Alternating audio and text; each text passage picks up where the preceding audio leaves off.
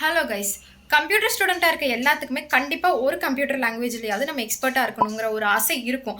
But அதுக்கான ஒரு lagging நடுவில் என்ன ஆகும்னா கோடிங் தான் வந்துட்டு எல்லாத்துக்குமே ரொம்ப டஃப்பாகவும் பயம் தரக்கூடிய ஒரு விஷயமாகவும் இருக்கும்.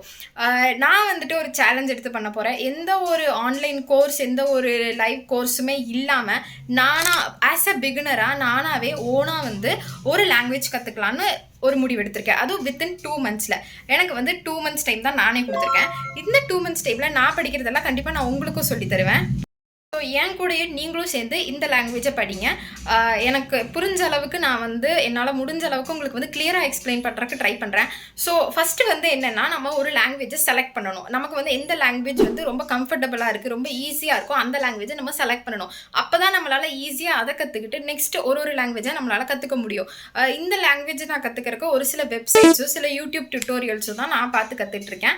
ஸோ நான் வந்து கொஞ்சம் நோட்ஸ் வந்து எடுத்து வச்சுருக்கேன். ஃபஸ்ட்டு வந்து பேசிக்லேருந்து தான் நம்ம ஒரு லாங்குவேஜ் கற்றுக்க முடியும். எடுத்ததுவே நம்மளால கோடிங் கற்றுக்க முடியாது. ஸோ பேசிக்லேருந்து தான் நம்ம போக போகிறோம். நான் இப்போ என்ன லாங்குவேஜ் சூஸ் பண்ணியிருக்கேன்னா பைத்தான். எனக்கு வந்து ரொம்ப ஈஸியாக சிம்பிளாக அண்டர்ஸ்டாண்ட் ஆகக்கூடிய ஒரு லாங்குவேஜாக தோணுனது என்னென்னா பைத்தான் தான். ஸோ ஃபஸ்ட்டு நான் வந்து பைத்தானில் வந்து ஒரு பிகினராக இருந்து ஒரு எக்ஸ்பர்ட்டாக மாறுறதுக்கு நான் ட்ரை பண்ணுறேன். ஃபஸ்ட்டு வந்து நம்ம பேசிக்ஸ்லேருந்து பைத்தானை வந்து கற்றுக்கலாம். அப்போ தான் நம்மளால் வந்துட்டு கோடிங் போயிட்டு அப்புறம் ப்ராப்ளம் சால்விங் போயிட்டு நம்மளால் ஒரு ப்ராஜெக்டில் ஒர்க் பண்ண முடியும். ப்ராஜெக்ட்டுன்னு நம்ம போகக்கூடாது, ஃபஸ்ட்டு நம்ம ஒரு கோடிங் க்ரியேட் பண்ணணும். அப்புறம் தான் நம்மளால் அதில் எக்ஸ்பர்ட் ஆகிட்டு ப்ராஜெக்டில் நம்மளால் ஒர்க் பண்ண முடியும். என்னோட லாங்குவேஜ் நான் பைத்தான்னு சூஸ் பண்ணதுமே என்ன பண்ணிட்டேன்னா, W3 ஸ்கூல்ஸில் போய் அதோட பேசிக்ஸ் எல்லாம் நான் வந்து கலெக்ட் பண்ண ஆரம்பிச்சிட்டேன். ஸோ அப்போ தான் என்னால் வந்துட்டு பைத்தானில் இருக்க பேசிக்ஸ்லேருந்து போய் ஒரு கான்செப்டாக முடிச்சு என்னால் ப்ராப்ளம் சால்வ் பண்ண முடியும். ஸோ நான் அதை சர்ச் பண்ணுறதுக்காக நான் யூஸ் பண்ண வெப்சைட் தான் W3 ஸ்கூல்ஸ். அதில் வந்து ரொம்பவே சிம்பிளாக நமக்கு புரிகிற மாதிரி அண்டர்ஸ்டாண்டிங் மாதிரி இருக்கக்கூடிய ஒரு சின்டாக்ஸ் ப்ராப்ளம் எக்ஸசைஸ் மாதிரி நமக்கு கொடுத்து நம்மளே அவங்க சால்வ் பண்ண வைக்கிறாங்க. ஃபஸ்ட்டு நமக்கு புரிஞ்ச மாதிரி அதில் அவங்க எக்ஸ்பிளைன் பண்ணியிருப்பாங்க. அதை நம்ம படித்து பார்த்து புரிஞ்சதுக்கு அப்புறமா ட்ரை இட் யோர் செல்ஃப்னு இருக்கும். அதில் நம்ம போயிட்டு அதை நம்ம ட்ரை பண்ணும்போது நமக்கு அது ரொம்பவே ஈஸியாக கம்ஃபர்டபுளாக இருக்கக்கூடிய ஒரு லாங்குவேஜாக அது மாறுறதுக்கு நிறைய சான்ஸ் இருக்குது. வந்து நான் பைத்தான் வேரியபிள்ஸ் எல்லாமே எடுக்க ஆரம்பிச்சிட்டேன்.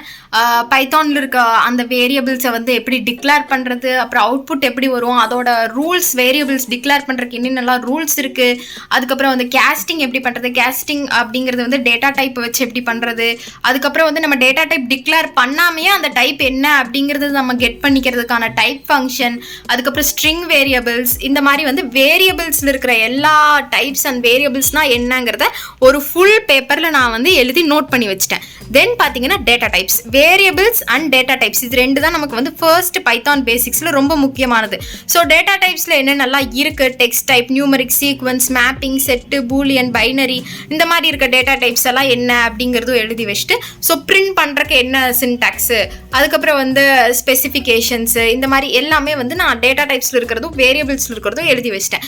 நெக்ஸ்ட் பார்த்தீங்கன்னா வேல்யூஸை எப்படி நம்ம வேரியபிள்ஸ்க்கு அசைன் பண்ணுறது, அதே வேரியபிள்ஸில் இருக்க குளோபல் வேரியபிள்ஸ், இந்த மாதிரி ஒரு வேரியபிளை வந்து நம்ம கோடிங்க்கு அவுட் சைட் கிரியேட் பண்ணிட்டு அதை எப்படி நம்ம வந்து அவுட்புட்டில் வந்து பிரிண்ட் பண்ணுறது அப்படிங்கிறது, அப்புறம் ஆப்ரேட்டர்ஸ், இந்த மாதிரி இருக்க பேசிக்கான பைத்தானில் இருக்கக்கூடிய கான்செப்ட் எல்லாம் நான் வந்து இப்போதைக்கு எடுத்து ஒரு பேப்பரில் வந்து நான் எழுதி என்னோட ரூமில் வந்து நான் ஒட்டி வச்சிருக்கேன். ஸோ இதை நான் டெய்லியும் இந்த சின்டாக்ஸ், அதுக்கப்புறம் இந்த மாதிரி டேட்டா டைப்ஸ், அதுக்கப்புறம் இந்த மாதிரி வேரியபிள் வேல்யூ எப்படி டிக்ளரேஷன் பண்ணுறது, இந்த மாதிரி எல்லாத்தையுமே நான் பார்க்கும்போது எனக்கு கொஞ்சம் பேசிக்ஸ் தெரிஞ்சிடும்.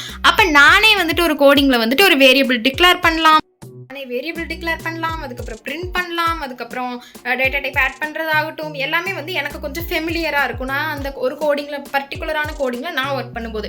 ஸோ இந்த 2 monthக்குள்ளே ஃபஸ்ட்டு ஒரு 1 weekல வந்துட்டு நான் பேசிக்ஸ் எல்லாம் கற்றுக்கிட்டு அதுக்கப்புறமா நான் ப்ராப்ளம் சால்விங்க்கு வந்து நான் போகலான்ட்டு இருக்கேன். So data types and variables பற்றின கிளியரான வீடியோ நான் நெக்ஸ்ட் வீடியோவில் போடுறேன். நீங்கள் மறக்காமல் என்னை சப்ஸ்கிரைப் பண்ணிக்கோங்க. பிகாஸ் ஏன்னா இந்த 2 months ஃபுல்லாக நான் பைத்தான் எப்படி லேர்ன் பண்ணி நான் பிகினராக இருந்து எப்படி நான் எக்ஸ்பர்ட் ஆக போகிறேங்கிறத போட போகிறேன். ஸோ நீங்களும் என் கூட பிகினராக இருந்து எக்ஸ்பர்ட்டாக பைத்தானில் மாறணும்னு நினச்சிங்கன்னா மறக்காமல் என்ன சப்ஸ்கிரைப் பண்ணிக்கோங்க. நெக்ஸ்ட் வீடியோவில் பார்க்கலாம். பாய்.